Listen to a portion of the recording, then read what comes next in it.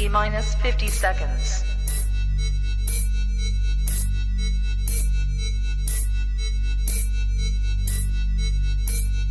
T-minus 40 seconds.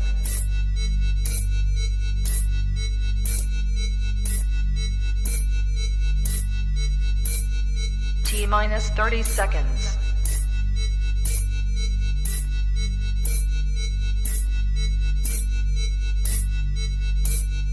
T-minus 20 seconds.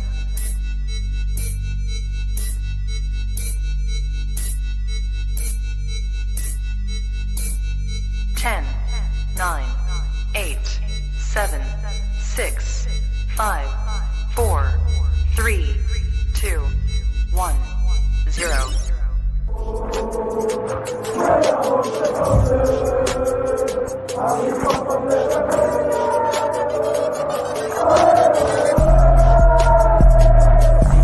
Shout out to Kop-Ish. Shout out to Kopish, guys. Keep all the good work the up. two legends, Emil Heskey, Howard Gill.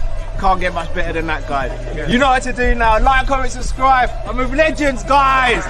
Kop-Ish.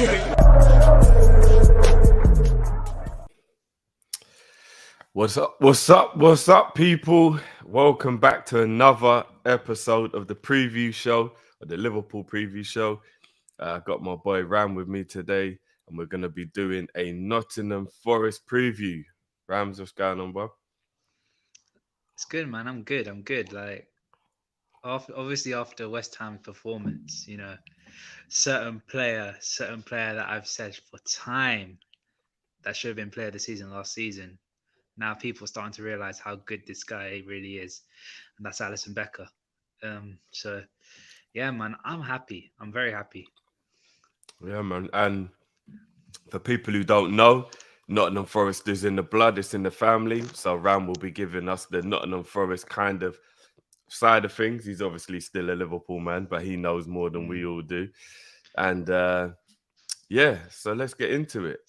Look, man, I don't even want to get onto the whole Darwin thing until we get onto the thing, but yeah, the bad news keeps on rolling in, bro. And I'm sorry, this is starting to get on my nerves now. But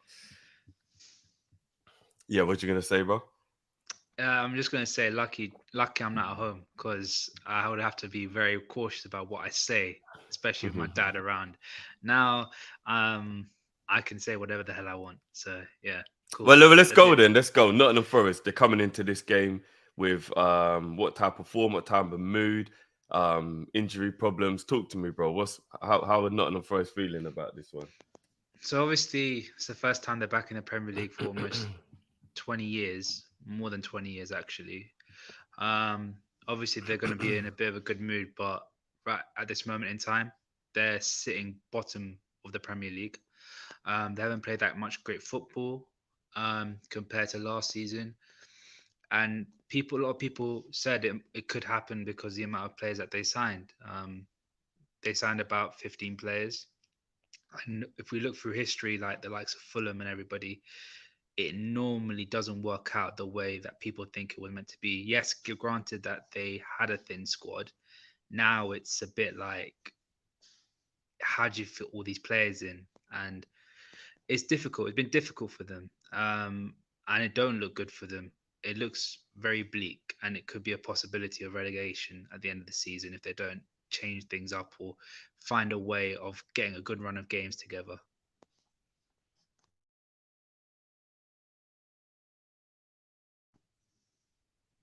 You're on mute. My bad. They showed faith in their manager that others didn't, which you've got to rate. Maybe they're thinking about if they go down, they want a manager who can bring them back up, which is very smart thinking. Remember, Burnley did that. They kept hold of Sean Dyche the first time they went down. He brought them straight back and then kept them in the Premier League for, is it 5 years or something like that? Yeah, it was about 4 or 5 years. But when it comes to the actual manager side of things, the owners are massive fans of Steve Cooper. They really are. I don't expect them to sack him. I think it would be a very, very bad move. I think it's just a situation where they're in the Premier League. It's the excitement of being back for a very long time. And they were a bit they were too excited and they brought all these players in and expected everything to work out. Like we know firsthand what it's like when we saw Luis Suarez. We brought in a load of players. It don't work out like that. So Mm. they it's not the case of they. I mean, to an extent, they needed to buy players, but they needed to buy smartly, and I don't think they did. Given the amount of players that they got, especially the Jesse Lingard one was a bit weird.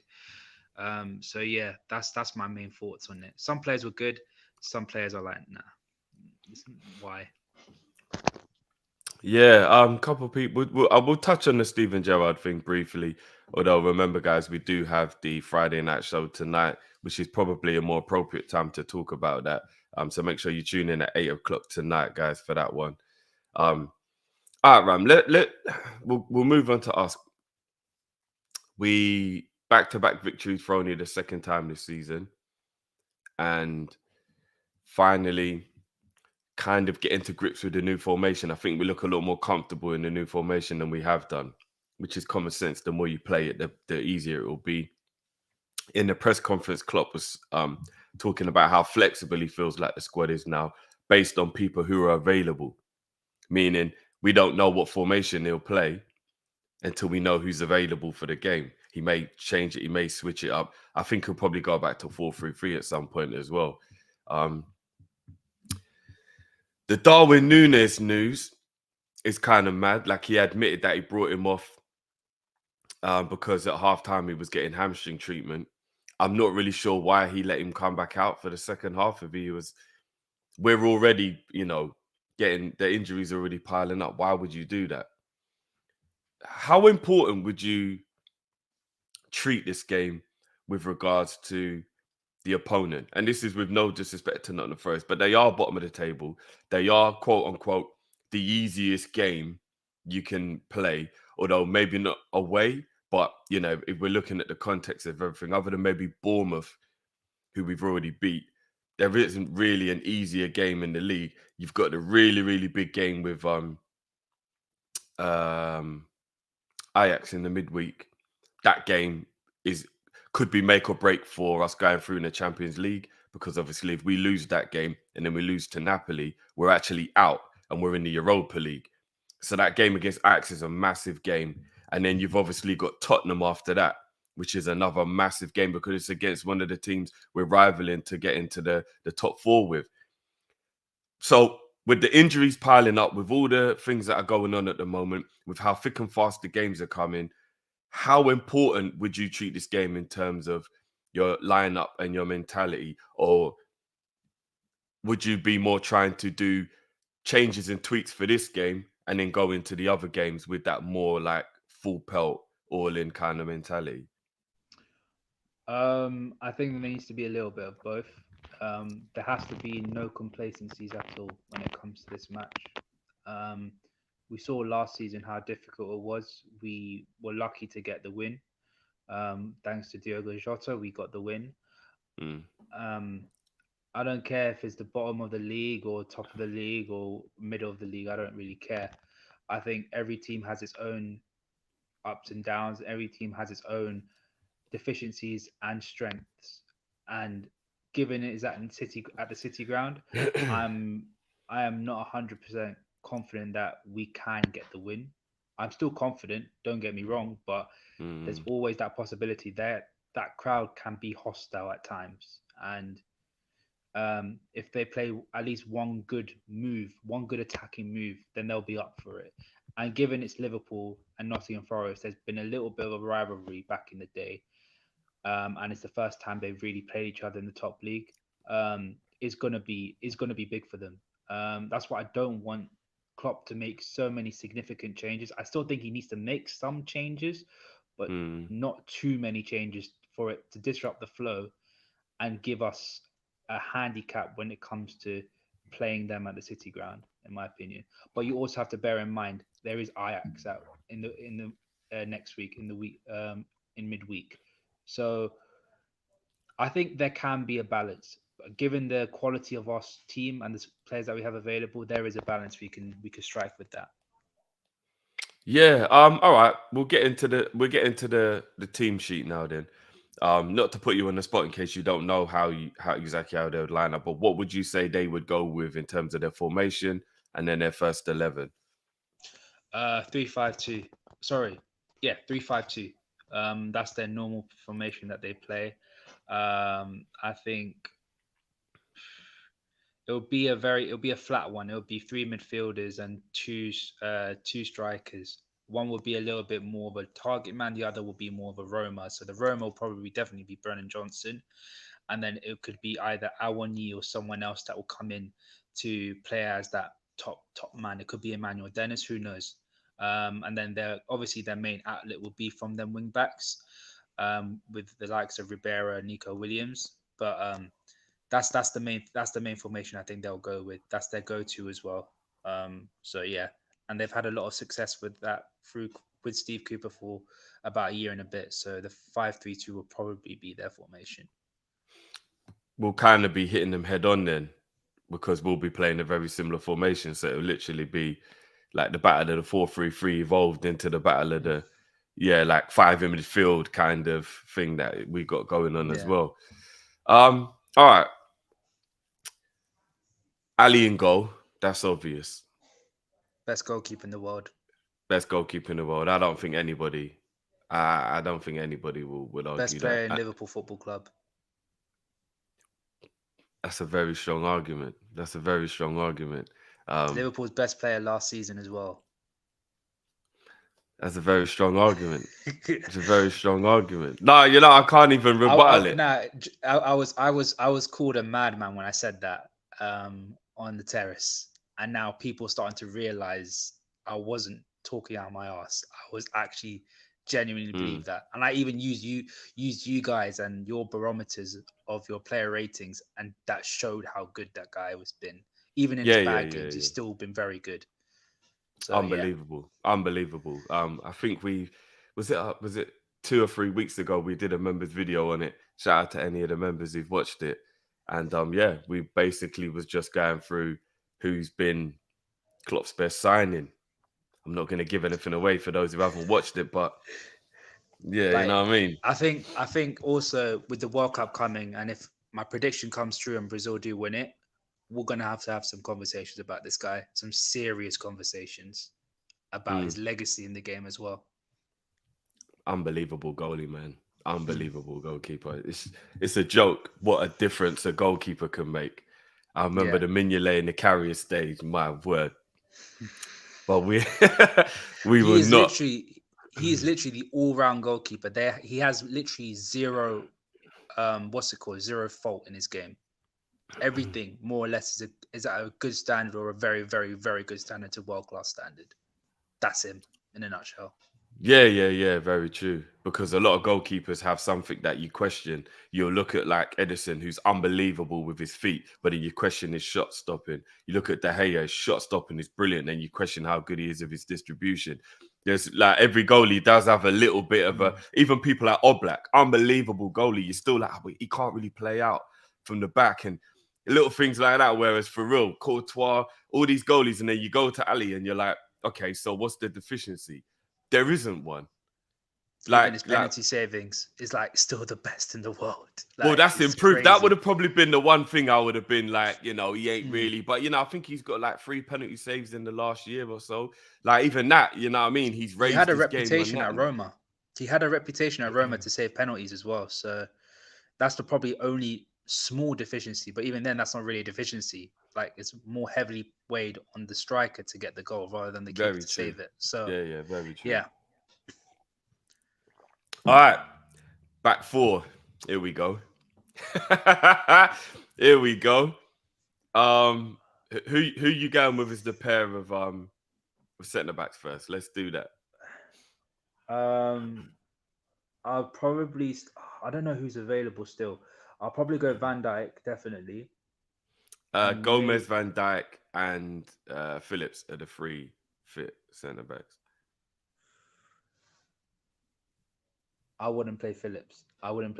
No, I'll play Joe Gomez. It's difficult because if they're playing 2 fast strikers, Dennis and Brennan Johnson, I would not touch Phillips within a yard pole. Simple as that. because he doesn't have the recovery pace of the of Joe Gomez. So I'll probably Mm. still go with Joe Gomez over Nat Phillips, and I don't. I'll probably go Trent. I know he didn't play in the against West Ham, and I know his form has been poor, but 5-3-2, they're going to be very rigid, and I think we need his creativity. Even though he hasn't performed at that level, Mm. I wouldn't drop him. I still wouldn't. And then at left back, I'll probably go with Robertson. I'll go with Robertson because Okay, he you played bring well Robbo against back City. in, yeah. Yeah, and I play Simicast against Ajax. Okay. Ajax is the bigger game. I'd probably rather play Robbo in. I'd probably do it the other way round, you know.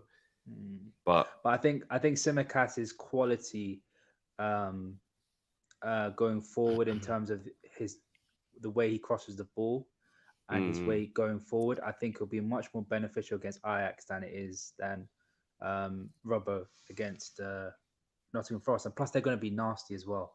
They're going to be a lot more nasty. So I would rather have Robbo against what's it called against Nottingham Forest than Ajax, in my opinion. fair dues. Midfield. I would personally rest Thiago for this game, and Flacco's got to earn his stripes somewhere. Um, I would go Hendo and Flacco in the pivot. How about you? We don't have anybody else. We don't have anybody else. If Keita was fit, I would happily play Keita in this game because I think he would have been a very Mm. good option. Well, But technically, we could play Thiago. I just don't think it's a good idea to play no, Thiago. he looked. Um, I think Klopp made a comment about his fitness, and as soon as he saw him hobbling a bit, he was like, "No, I'm taking him off right now. I don't want to play him. I really don't want to play him against Nottingham Forest. I'd rather have Fabinho and Henderson have a yeah, little bit yeah, of a no, yeah, rigid double pivot for me, in my opinion. Yeah. yeah. Just quickly before I forget, couple supers that came through. Mr. Derai, he would go Ali, Trent, Joe, Virgil, Robbo, Hendo, Fab, Harvey, Bobby, Carvalho, and Mo. And big up John each and every time says big Big up up, John. Drifty and Ram. Nottingham Forest 4-0. Bloody hell, John. I hope you're right, mate. We do actually have Jones fit again, who it ain't the worst idea in the world to play him in midfield if you were going to try and go for like one player sits and then he's more of the one who's a bit more adventurous. He can play centre midfield. He's played centre midfield in the under 23s numerous times. And I actually think being in the middle of the park is more catered to Jones. I do believe one of the reasons why Jones doesn't look good is because we keep playing him wide, in my opinion. Yeah, and whenever we do force him wide, he comes too narrow, and it becomes so tight when it comes to creating chances. So I'd rather see him in an 8 or even a 10 possibly, but not out wide in my opinion. But again, he just came back from injury, Drifty. I don't really want to rush him back. We already have Yeah. He enough did look injuries as rusty. well. Klopp even admitted that he could tell that he needs a bit more game time. He didn't even play in under 23s. He just came straight back into the first team. So yeah, but I mean, he is an option in the game, definitely. and he would probably be the one I would bring on if we were winning to try and keep control of the game rather than Thiago. As you said, I'd give Thiago the entire game off. Like I just would. I wouldn't even have him on the bench if I'm being honest. All right. The 3 or the 4, whether we're going to the 2 wide men or the 3 across with the 4 or the 2 strikers or whatever. Who you going with as the front 4? Left wing, I think there's only one option in my opinion. I think it's Fabio Carvalho. And he was obviously played with Fulham, so he knows what it's like to play against Forest and knows what their team is all about. And then in Cam, I would play. I don't know now.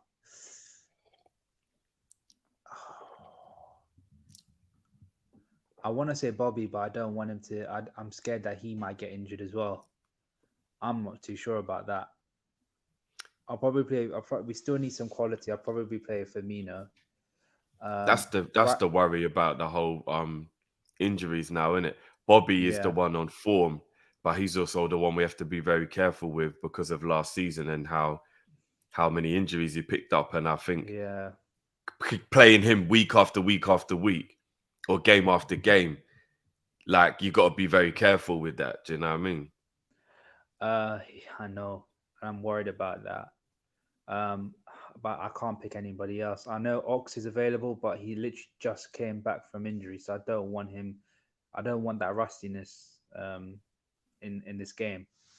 On the right, I'll probably say Harvey Elliott. And up front, given the news about Darwin Núñez and how everyone's saying that he could be injured, I'll probably play Mo, but he would have started for me if Yeah, he I was mean, available. all right. What from what we're hearing, he's not injured, but he felt a twinge, and Klopp precautionary brought him off. You don't really get over a twinge in 3 days, though, in my opinion. I think it's a very stupid decision to play a player who had a twinge. Like, if it was like a Champions League final and then it was the end of the season, they had the whole summer after that to recover, you'd probably go and be like, all right, let's take the risk and play him. Not Yeah. when you've got his World Cup to think about. And on top of that, you've got the fact that we've got all these games and important games coming every 3 days, only a quarter of the way into the season. Nah. No. Don't risk him. Not with a hamstring injury. You know that the only injuries I would ever risk are injuries that are above the waist. You might have a Yeah. sore rib, maybe a little thingy, a little, dislocated shoulder. Little things where like I think it's a bit easier to risk. I mean, you can fall over and re-damage a shoulder or whatever, but I think those type of injuries aren't as worrisome as any leg injury. Any leg injury is like, no, just wait till it's healed. He's running around. You know what I mean? So no, not with a hamstring. I wouldn't worry. I wouldn't play him. But Yeah. then again, as we were saying, Bobby, I wouldn't play Bobby for 90 minutes either. So this one's going to be a tricky one. And I don't think we can just keep putting Mo up front. I don't really know if that's a good strategy. And again, I know Mo went going to the World Cup, but we still have to be very careful with Mo. I think he's only been rested for one game. Like, Season, yeah. That was yeah, against we Rangers. can't run him into the ground either. Yeah, this is the thing with these games every 3 days, man. It's crazy. Yeah, it gets chaotic. It does. And I mean, for a fan, it's great, but for the players, it must kill. It must kill. Yeah. All right, so we're going Carvalho left, Mo right, Bobby down the middle. Oh, so who you going on the right then, if not Mo? It was Harvey. Oh, I would okay. rest Mo. I'd rest Mo for Ajax. Oh shit, I missed that part. So who would you play in the 10? Bobby. So you starting Núñez then? If he was fit, if he's fit and ready to go, then yeah. What about the fact that he has got a tight hammy? Then I'll play Mo on the right, Harvey in the middle, and Bobby up front. Yeah. I'm tempted to have Carvalho central, but I don't think Elliot wide is a good idea. It's so difficult. Like, it's so hard because we have literally barely any options, and it's now square pegs and round holes. It's like it's difficult. It's difficult to pick who has to play and who will be good. A couple of people saying they think Carvalho needs to be rested, but he's the one who's played the least. I don't think he needs to be rested. I think he's one of the only players who we can kind of be okay with playing because I think he needs to continue his rhythm. And he was brilliant the other day against West Ham. Elliot as well.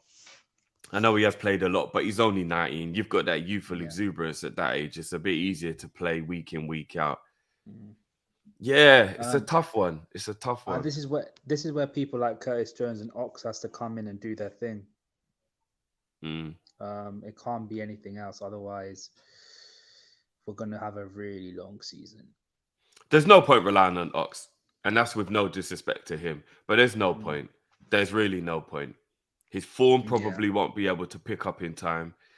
And if I'm being honest with you as well, unless really, really forced to, it's probably best to just not play him, let the World Cup happen, let him train and get really fit and ready through there, and then be hopefully maybe ready to go in January, or with all due respect, move for a couple of million to a team and go and revive your career. Do you know what I mean? Yeah. That would be my aim if I was Liverpool. I know we might need him when we may not have a choice, but if he gets injured again, we're not moving him in January if he gets an injury. Yeah. That's true. If we are going to keep him for the whole year, we might as well have him fit and ready to go for the second half of the season. I wouldn't play him. Naby, though, on the other hand, I think if we can get him fit, he could be important. I don't know if he's ever going to be able to actually regain enough form to be impactful, but I think he could be a key ingredient to maybe getting through some of these games where we've got these, do you know what I mean, these issues with the midfield. He was important last season, like for us challenging on all fronts. He was very important, and hopefully you can stay fit. It's just all these players just need to stay fit, and they just don't, which is annoying. Yeah, that's how it is. It's football, isn't it? Yeah, it is, man. Boy, well, there you have it, people. That's the starting lineup. Give me a score prediction for this one, bro. I'll go 1-0. 1-0 Liverpool. I think it'll be tight, but we'll get the win. I was going to go with the exact same score, you know. Yeah. I can't see us stashing anybody, but we'll still get the win, in my opinion. Yeah, no, you're right. 1-0. I go 1-0 Liverpool as well. I hope we get a couple more, but 3 points is all that matters. I don't even care about the performance at this point. I just want to get the points. Beggars can't be choosers, man. that's where we are right now. It's real. It's real. And I hate them 1-0s with 10 minutes to go. Oh my days. There's nothing worse than 10 minutes to go when it's only 1-0. Like last night, like West Ham. Bloody hell. I don't want that ever again. But it will happen. You know what I mean? It'll happen again. Yep. For sure. Well, there you have it, people. I see a couple people coming in with 2-1s, 1-1, 2-2, 1-0s, couple 1-0s. A couple of people say maybe Musilowski should play. I don't know if he can. I don't know if he's ready for the first team, but I'd have him on the bench. I'd definitely have him on the bench. But yeah, there you have it, people. Big up everyone who jumped in. I know it was a last-minute schedule. I had to make sure that I could get Ram on. Big up yourself, Ram, as well, bro. Let the people know where they can find you, bro. Yeah, you can just find me on the terrace. Obviously not anytime soon, but sooner or later I'll be coming back regularly. And obviously here on Kop-Ish, I'll be out and about doing my thing. So yeah, man, just hit me up. That's how it is. Yeah, you heard it, people. Smash the like button on the way out, or if you're watching afterwards, big up yourselves. Please make sure you smash that like button. It is the #1 way to help the channel. Subscribe if you're new. And as I say, guys, we will be back around about 8 o'clock. At the moment, we're scheduled for 8. Keep an eye on everything, but we are scheduled for 8. We'll be back with the call-in show, and we'll get you lots of opinion on everything. And we'll talk about Gerrard then. I think it's best we save it for then. Keep this one on track. So, people, as I said, smash that like button on the way out, and we will catch you later. Ram, big up yourself, bro. And let's go. Let's try and get that win tomorrow, man. Peace.